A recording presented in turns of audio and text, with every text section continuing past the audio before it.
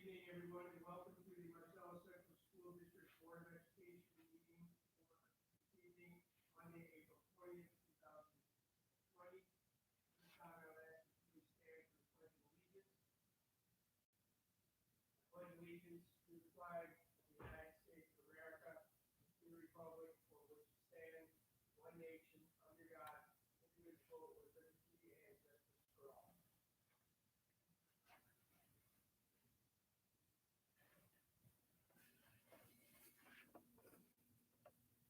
Good evening, and thank you for joining us virtually for our Board of Education meeting this evening. I don't need to tell you that these are unique, challenging, and uncertain times. The only certainty, it seems, is uncertainty. Furthermore, teaching and learning, assessing, and feeding our students are not the only aspects of education impacted by the coronavirus pandemic. As the fallout from COVID-19 and related school closures evolve, we continue to examine better ways to engage our public in our Board of Education meetings. This evening, you will have the opportunity to share comments under both resident comment sections of our agenda, just as you do in person. You can do so by typing your comments into the section of YouTube Live labeled Say Something. That feature is located in the lower right corner of your screen. Once we arrive at the resident comments section of the meeting, we will read any comments we receive from our residents. In addition, as our meeting progresses, we will do our best to show participants any of the documents to which we are referring during this evening's board meeting. Please note that they are also available as links in our school board agenda. The agenda can be found on our website under the Board of Education section. At this time, I move to item 3.1 on the agenda, presentations. Mrs. Brandner. Thanks, everyone. We're just going to run through some budget updates in light of everything that's been happening with COVID-19 and New York State on pause and many other states. It's obviously going to have an impact on the state budget, which in turn will trickle down to school budgets. So you should be seeing this information on your slide, on your screen right now. And so we're going to proceed through here. So first and foremost, you had previously gotten a look at our state aid runs, and this is a piece of that recreated for you with some things pointed out. So if you take a look here, the first thing that happened since COVID-19, and that is that the governor sent out new aid runs to districts so that we could get a sense of what would actually be happening, at least right now, in light of the struggles that the New York State budget is having. And this was on April 1st, typical on-time budget with aid runs, but in a very atypical situation. So first and foremost, the governor shared that our foundation aid level right now will be frozen at the 1920 level. And you all know, because we've talked about this previously, we weren't getting much for an increase in foundation aid to begin with. It was just under $25,000. So that loss isn't terribly impactful in the grand scheme of things. While not a good situation, it's not as horrific as if we had received a large increase in foundation aid. In addition, there was a new line added to the aid runs called a pandemic adjustment. If you think back, especially if you were on the board back in 2008 and going forward, when we were in the recession period, the New York State budget was struggling at that point, and the governor enacted what was called the gap elimination adjustment. And that was just a line where they took a chunk of aid away from schools. This is very similar. Anticipating that state revenue won't be where they thought it would be, they have adjusted every school district a certain amount. So our amount right now is $155,488. In addition, farther down on the aid run, you can see there is an anticipated backfill of this pandemic adjustment using federal funds, and we put in big letters, if we get them. We're anticipating that those funds will come through to backfill, at least initially, but there's some other challenges that we're facing that will still impact us. So that's what the aid run that we received on April 1st looked like. So some other things have happened since March when we had our last budget discussion. And one of the things was that we thought we were going to need additional slots in a couple of BOCES programs, and we are not going to need all of the slots we anticipated. So that, fortunately, was a reduction for us on the expenditure side. On the revenue side of the budget, we were, with the economy booming the way it was, we were enjoying an uptick in our investment returns. And we had anticipated an interest return on the revenue side of our budget next year for about $160,000. With the current state of the market, we've had to drop that down to 10% because obviously the returns are just not there. In addition, we have students that go to special programming and eventually graduate. And we, at this point, will have a student that's been at a specialized program graduating, and there will be a tuition reduction for that. You'll notice it says in parentheses, local share only. This is a tuition that we receive some aid on. And so we really can't account for the entire tuition, but just the amount that we pay after aid. So I'll give you an example. If the tuition's $140,000 and we're getting 100 of it back in aid, then the part that we can reduce from the expenditure side of the budget is only $40,000, because while we could take the total amount as a reduction on the expenditure side, we'd also have to take a reduction on the revenue side of the aid. And we've also determined there's some staffing reductions that we should be able to realize due to changes in the needs of some of our special needs students. So the next challenge that we're facing, and this is on the revenue side of the budget, is that part of that aid run was the governor sharing with us that he is going to be examining state revenue 4 times, and that clock started ticking on April 1st, the day that we got our new aid run. And the first look back period is basically the month of April. The next one goes from May 1st to June 30th, then July 1 to December 31st, and then January 1 to March 31. So what those look back periods are for, it's for the governor to examine how revenue is coming in the state of New York. And depending on how that's falling based on the projection, he will make further cuts in aid to school districts. So as you can imagine, that first look back period, April 1st to April 30th, seeing as New York State is on pause, I'm guessing that our revenue projections aren't too wonderful. And we're anticipating that there will be additional cuts in aid, at least the first 2 look backs, if not all of them. So our goal is to minimize disruption using strategy.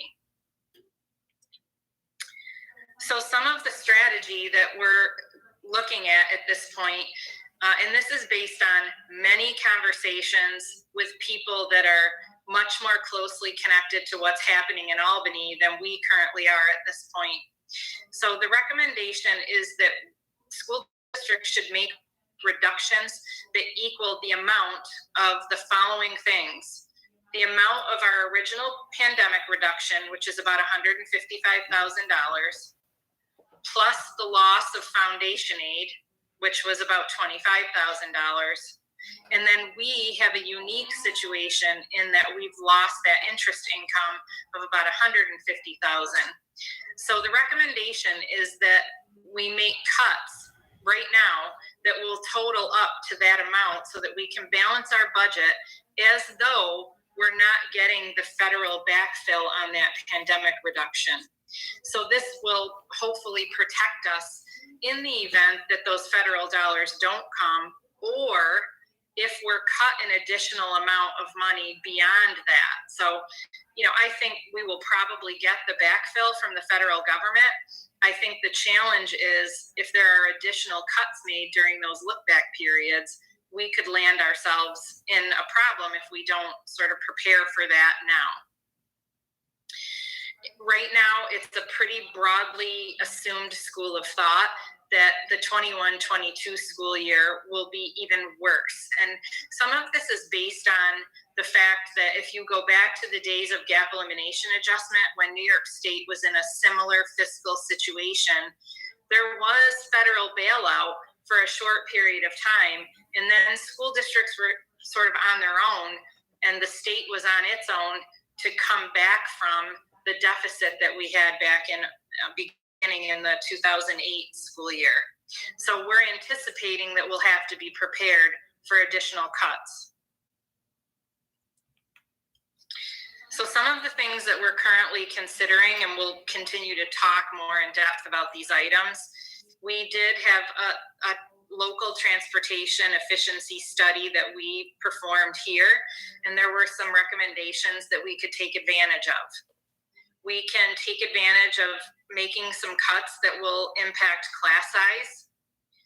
Every retirement that we realize we need to take a look at and make a determination before it's filled, whether or not we should fill it in light of this information.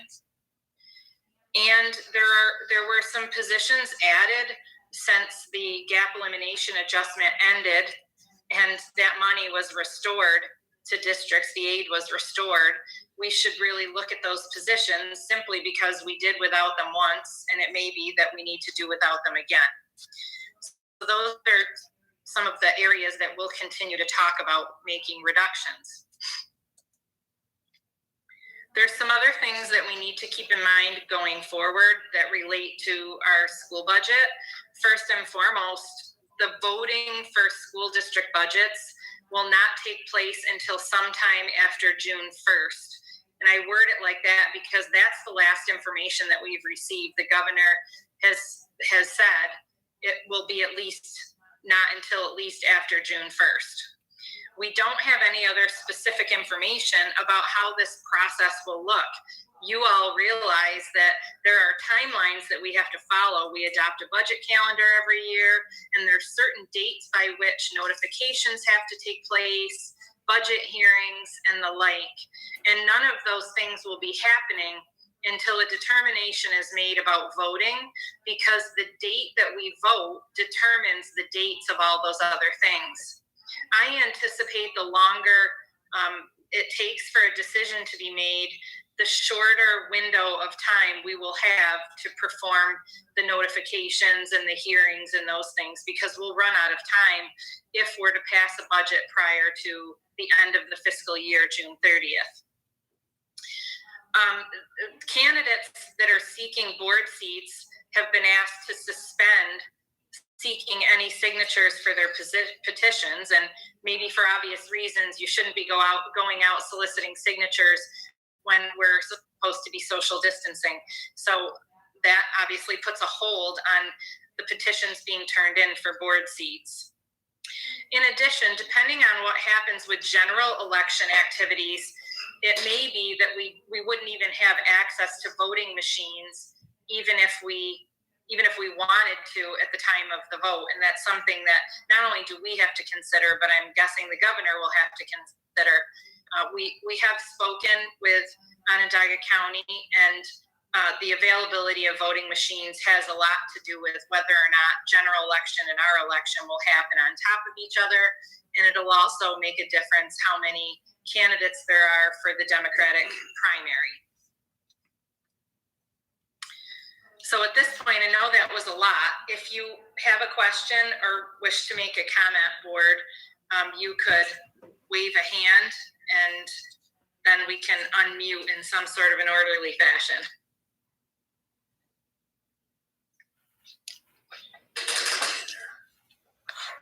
Yeah, get out of this. Mike and who? Okay.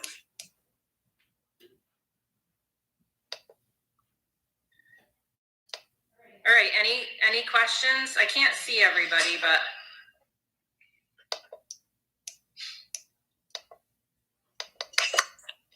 And now, your Spectrum News. question? Please. So in the worst case scenario, if we don't get that backfill of funding, what was the total of those numbers? What was the dollar amount that we have to?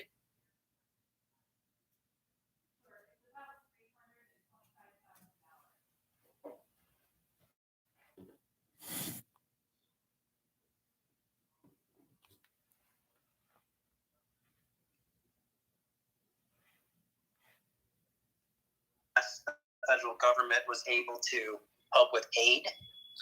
So is that part of this? Is what we're talking about? Yeah, today he was talking about cutting an additional 20% in school aid. Right. So it doesn't necessarily translate to 20% per district.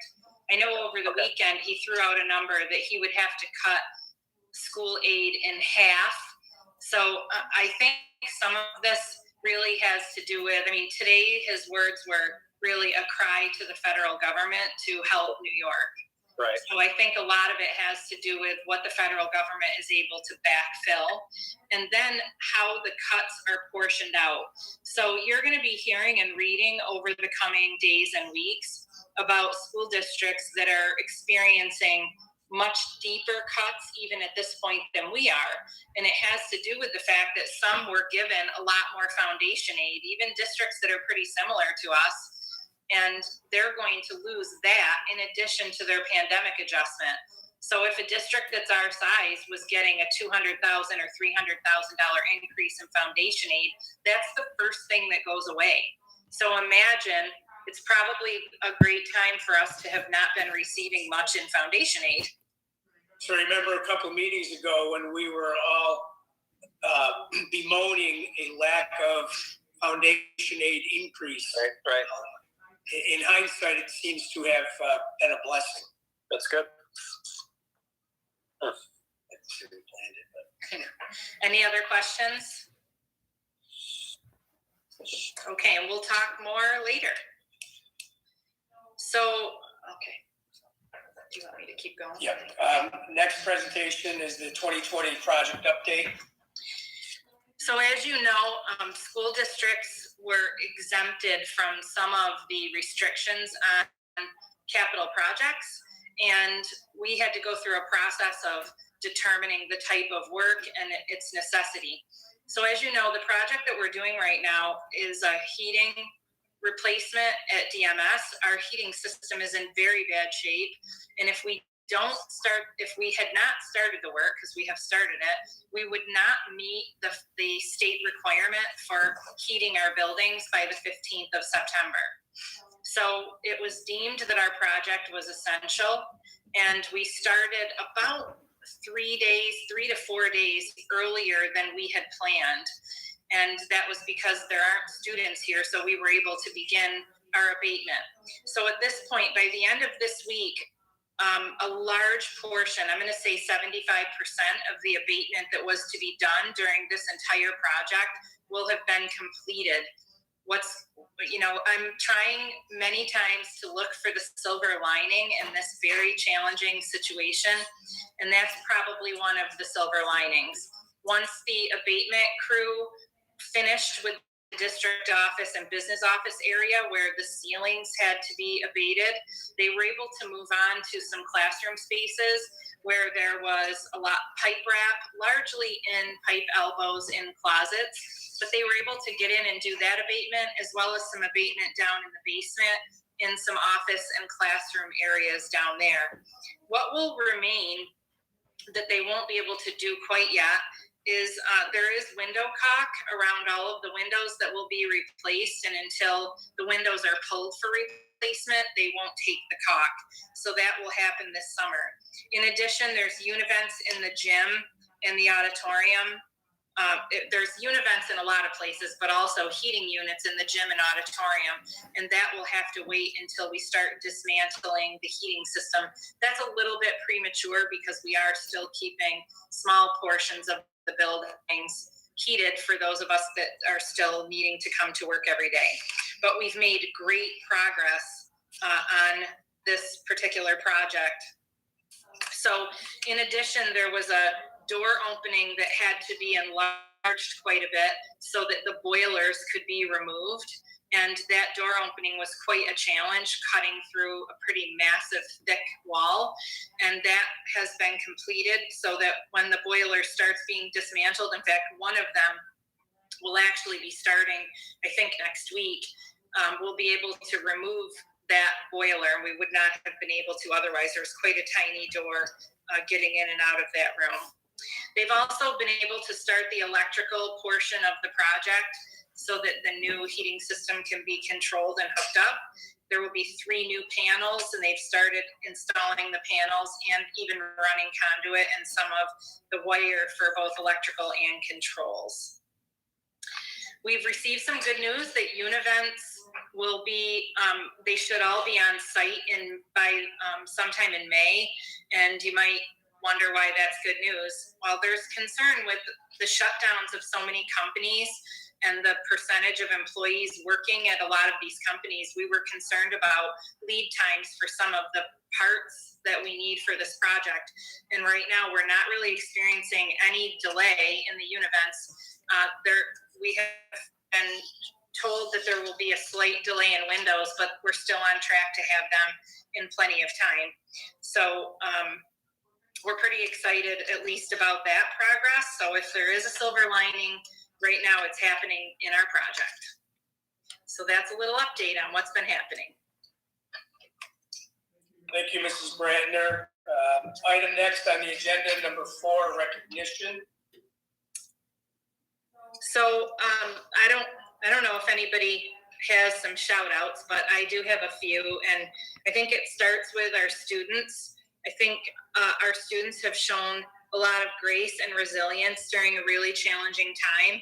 Maybe a special thanks to the class of 2020. I know that they're probably wondering why this is happening during their senior year. But again, every one of our students is working hard and really rising to the challenge, and they definitely deserve our care and respect. Second on the list is to our parents and families for the support that they're giving and the way that they're working hard in partnership with the teachers and with their children to survive schooling at home. And then, of course, all of our staff. It's strange to think that we've come to this, but we have teachers working really hard to teach from home and connect in new ways and learn new technology. We have cafeteria crew feeding kids and transportation staff delivering, and our cleaners and maintenance crews have scrubbed the buildings and are trying to take care of important maintenance items. And everybody, the counselors, the administrators, everybody's just pulling together to make this happen. And I just wanted to recognize all of the hard work of our entire community. I think we're faring pretty well, especially when I hear what some other communities are experiencing, and I feel incredibly grateful. Anything else? Item 5 on the agenda, residents' comments. Public expression at Board of Education meetings is encouraged, and a specific portion of the agenda shall provide for this privilege. In most instances, the board shall reserve judgment regarding questions and concerns that are brought to the board's attention at a board meeting, as it is typically not prudent for the board to make instantaneous determinations. In addition, many issues that are brought to the board's attention do not require a formal determination by the board, but instead are most appropriately addressed by the superintendent or persons designated by the superintendent without further board action. This is in accordance with Board Policy 3220. At this time, if anyone has any comments that they would like to make, you can do so by typing your comment into the section of a YouTube Live labeled Say Something. That feature is located in the lower right corner of your screen.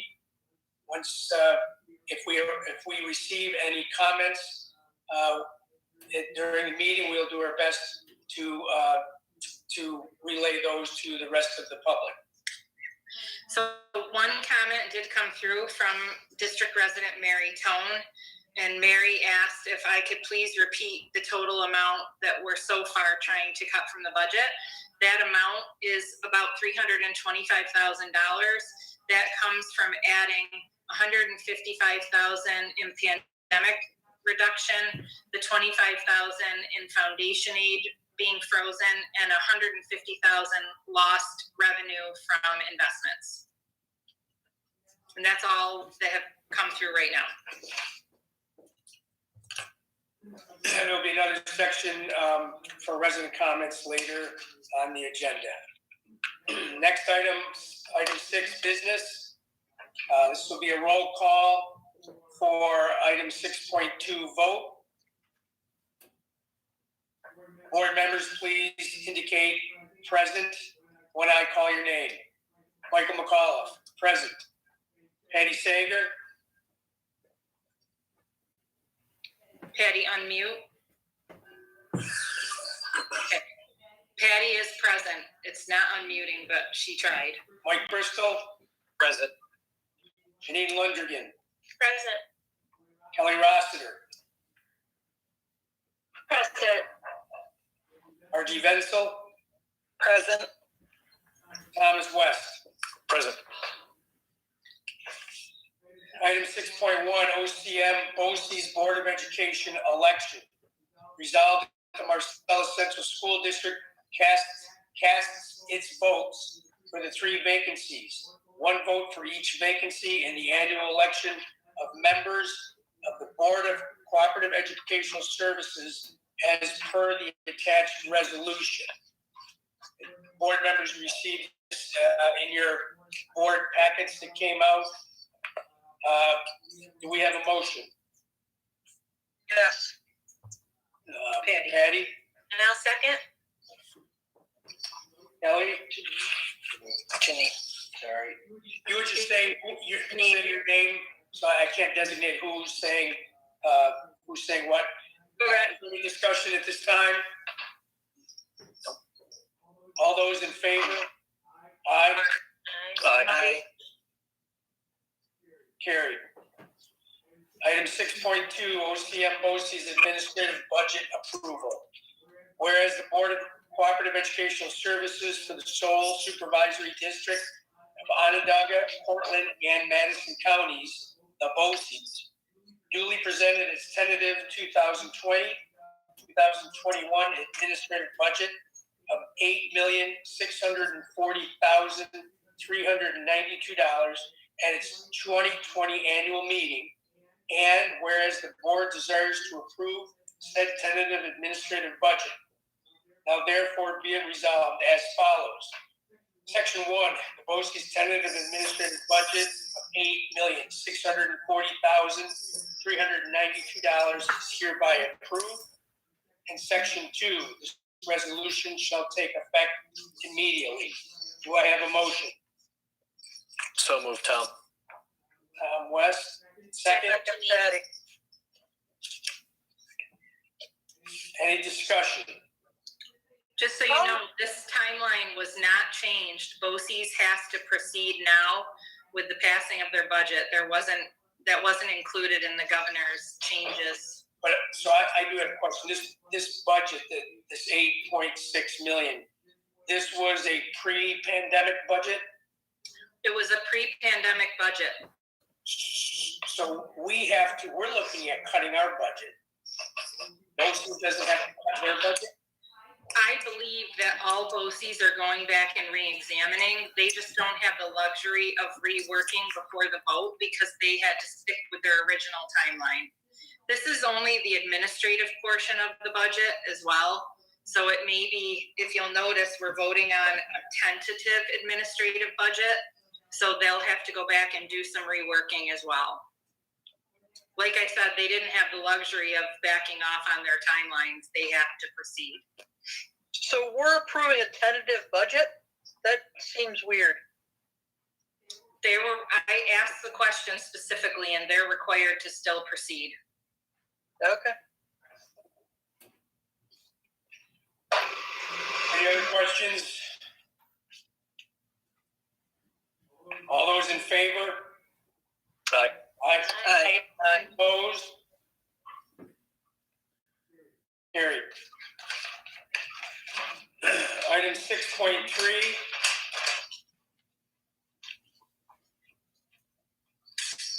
Item 6.3, rescind the March 23rd, 2020 resolution approving propositions for the 2020 annual district meeting. Resolved that the Board of Education rescinds the March 23rd, 2020 resolution establishing the propositions to appear on the ballot at the 2020 annual district meeting and election. The resolution approved on March 23rd, 2020 contains dates and other information that are no longer applicable as a result of Executive Order 202.15 that was issued on April 9th, 2020. Additionally, the district will reduce the number of bus routes by 3 in September of 2020, thereby eliminating the need to purchase 2 buses. Do I have a motion? Motion, Margie. Margie, second. Ellie, second. Kelly Rossiter. Discussion. Folks understand what what we're rescinding? Yes. Yes. All those in favor? Aye. Aye. Aye. Opposed? Carried. Item 6.4, corrective action plan. Resolved that the Board of Education approves the corrective action plan for the 2018-19 internal audit. Do I have a motion? Motion. Ellie, motion. Kelly Rossiter. Second. I'll second. It's Patty. Patty? Any discussion or questions? All those in favor? Aye. Aye. Aye. Opposed? Carried.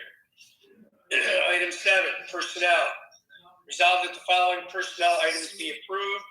You can see 7.1 through 7.3. Do I have a motion?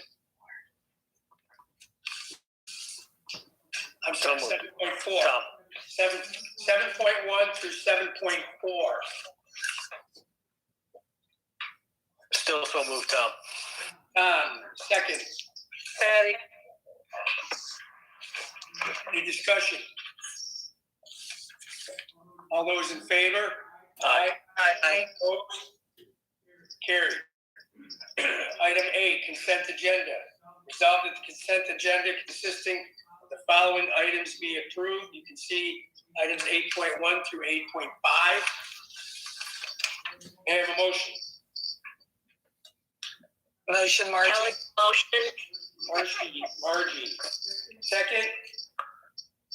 Ellie, second. Kelly. Any discussion or questions? All those in favor? Aye. Aye. Aye. Opposed? Carried. Item 9, information items, COVID-19 update, implications for our schools. So I just wanted to run through some of the updates so that they were sort of gathered in one spot, and for any of our listeners that are tuning in, I wanted to start just mentioning for people that are not aware yet, all state testing, has been canceled for the year. That started with the federal government backing off on the ESTA requirements, and then the governor following suit in executive order. And the late breaking part of that was that Regents exams were canceled. In addition, there's also implications for AP exams. If Jean is still on, I'd like her to just give a minute on AP exams. Jean, are you still there? Yep, I'm here and ready. Okay. So AP exams, as you likely know from seeing Michelle and John's communications, have been shifted to online. So those exams will be abbreviated. Typically, they are normally 2 to 3 hours. They are now going to be 45 minutes. The exams are going to be from May 11th to the 22nd. The schedule can be found under our COVID-19 page. So it's one of the very top things. It says advanced placement testing schedule. There are makeup exams scheduled, but those are slated for students who may have technical difficulties on one of those May dates. So there is an opportunity for a student who, their internet goes out or whatever technical difficulties they have an opportunity for a makeup.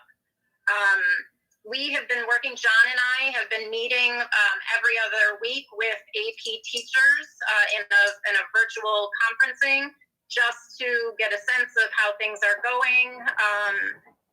All the teachers have communicated to students both the date and the time of the advanced placement exam. So every advanced placement student should be aware of when the exam is taking place. In addition, teachers have been attending webinars given by advanced placement so that they get a good sense of the shift in the exam. And they have been working with students to prepare them for the changes in the exam. Primarily multiple choice is gone by the wayside. It is all going to be written. So our AP teachers have been working very hard to make sure our students are prepared for that shift. In addition, exams will be emailed to students on the date and time specified. So one of the things that we made sure on our end with our tech department is that the Marcellus, if students used a Marcellus email address to register for AP, we have whitelisted the address for the exam because we want to anticipate and make sure that no student's exam gets blocked. Today, AP did a test run, so they sent students just a sort of test, and students were supposed to click that they received the email to double, triple check that they have that communication wide open. So we're working through it. We're trying to anticipate any issues before that May 11th date. If by chance we're back at school, we will have the ability to get kids ready to test right at school. Thanks, Jean. So staying with the theme of testing, you may have seen, especially if you're either a parent of a high school student or you're checking that COVID-19 page, John Durkee put out a letter that included the latest information on SATs and ACTs. So I just encourage, families that are looking for that information to refer to John's letter, either that you got in your mailbox or you could get at home or online, on our COVID-19 page. So obviously those are delayed and in some cases canceled.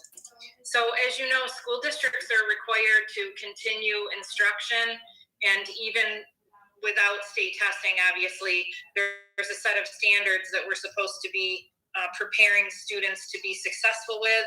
I think our teachers are doing an amazing job and our kids are working hard at reaching those standards. We continue to have to update state ed through the portal as to exactly how we're approaching.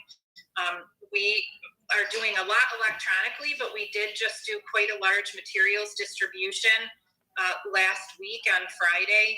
So our transportation folks came in and helped out all of the teachers that wanted materials distributed, came in and got those organized, and it went okay. I think it'll go even better in the event that we need to do it again. Right now, I'm sure everyone heard long before I could have sent anything out, the governor has extended schools being closed as part of the New York Pause initiative through May 15th. So the earliest we could return is May 18th. For those of you that are watching him daily on his press conferences, I think you probably are getting a picture that it's becoming less and less likely, but that's just the vibe I'm getting from what he's saying.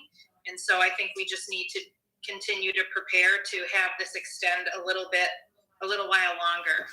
The principals and I continue to try to communicate maybe more than people want. I've been doing an all call about once a week, a letter every other week. Principals are doing the same thing, robocalls and letters, using Remind, Instagram, Facebook, and obviously everything we can gets posted to the COVID-19 page. We've also been doing our best to support staff through a variety of means, including virtual meetings, large group, small group, individual one-on-one. I've been calling about 10 people a day, just trying to check in and stay in touch. And people seem to be faring pretty well right now. We did cross a big hurdle in determining how fourth quarter would look in terms of assessing our students. And we started with the notion that we're teaching kids, not classes. And whatever we do, we're going to make this okay for our students. It's given us an opportunity to think differently about the types of assignments that we give and the way that we assess, and getting kids to think differently about digging in and maybe working a little bit harder on an assignment to improve it, with the focus being learning over the bell curve. That being said, we wanted to keep our grading system as it was, simply because changing everything can be daunting. So we want to put our focus on connecting differently with kids and teaching and assessing differently, while not playing too much with how we grade. We are feeding about 110 kids a week, and our cafeteria staff under Donna Rice's leadership is doing an outstanding job, and I know that our families are super appreciative, as many of them are really struggling with loss of employment and so on and so forth. I hope you got a chance to check out the great videos that our staff created, with saying hello and sending positive messages to the kids. I know I heard a lot of feedback that there were a lot of tears shed, mine being some of them. And I thank Katrina Ericole for helping to put those together, and Jean for collecting a lot of those video clips and pictures. So you might be wondering, who's working here right now. So let me just make sure you know that most of the administrative team is here. If not every day, they're working from home some days and coming in some days. Our custodial and maintenance crew are all here. Again, they were working on cleaning, and now they're transitioning to a lot of work orders that were sitting waiting to be done. And soon we will have to be out mowing and getting the grounds cleaned up so that we don't have to bale hay at some time this spring.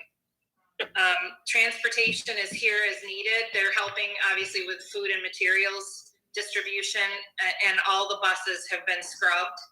And obviously, what our cafeteria staff is doing. Secretaries are only here really as needed. We did create a phone line. All the calls to the district pretty much are routed through that line. And Jean monitors messages and follows up on all of those messages. So we're now turning our attention, quite honestly, to our seniors, and really thinking about some ways that in the event that this is how the school year ends, that we're finding ways to make their ending as special as possible. That will start with the generosity of the Marcellus Academic Club supporting John Durkee wanting to purchase senior recognition yard signs. So they are currently being created, and John and I will be doing some special delivering as soon as they arrive. And he and I have started a shared document where we're dumping some ideas that we have for other ways that we can honor our seniors. And I certainly welcome any of you to join in with ideas into that conversation so that we can shape a good ending of the year in the event that as I said, the year ends with us not being together. So that's pretty much what's been happening. I've been reading some fairy tales and tall tales, and watch next week because I have a special guest reader who read John Henry, and I think you're going to love it. And Margie has a question.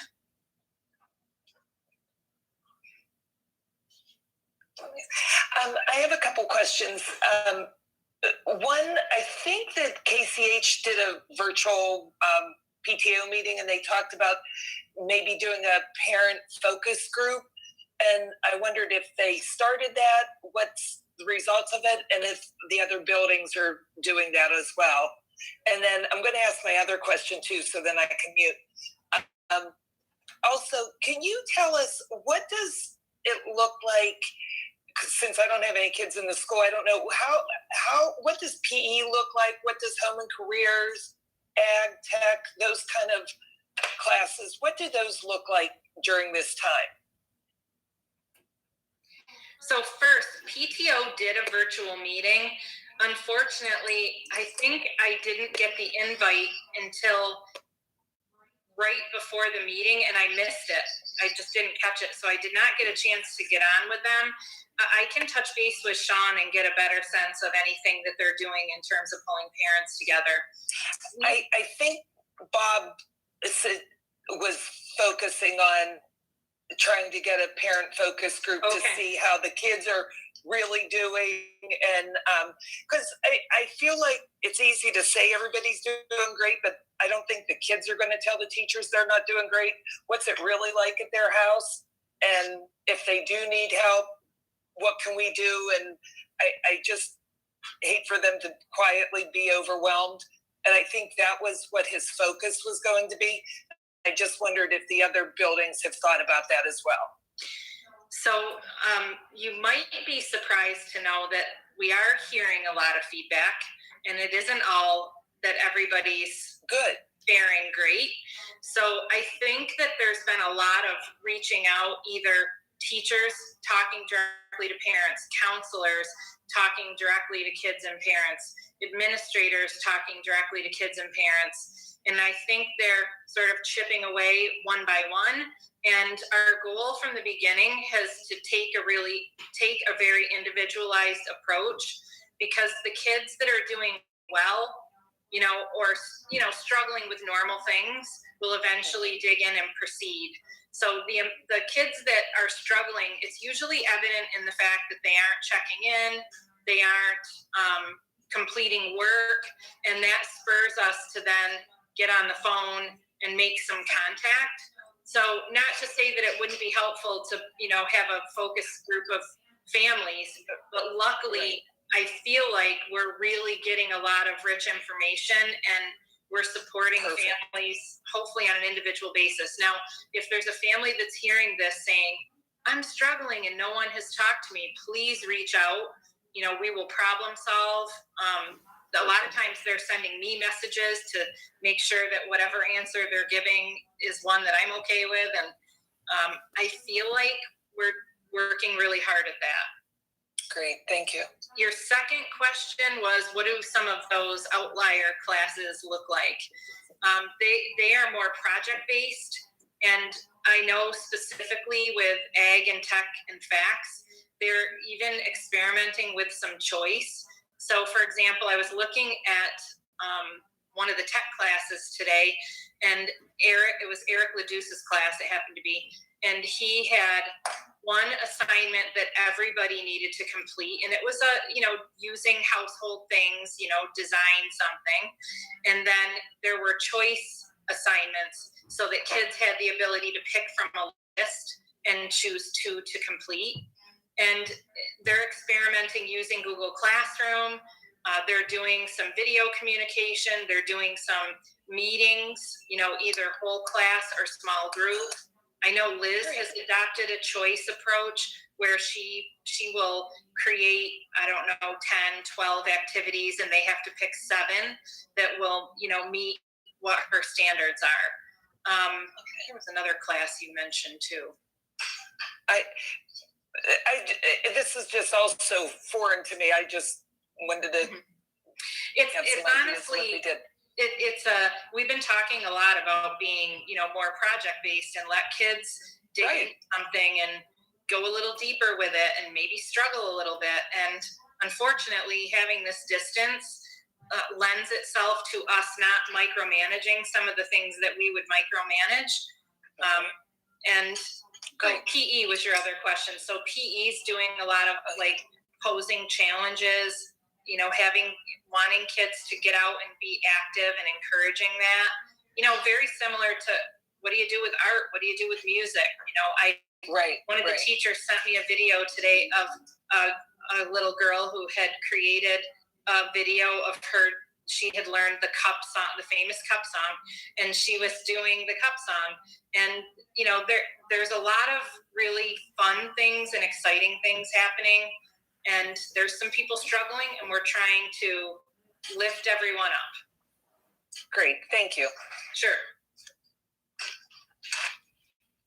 Any other questions for the superintendent?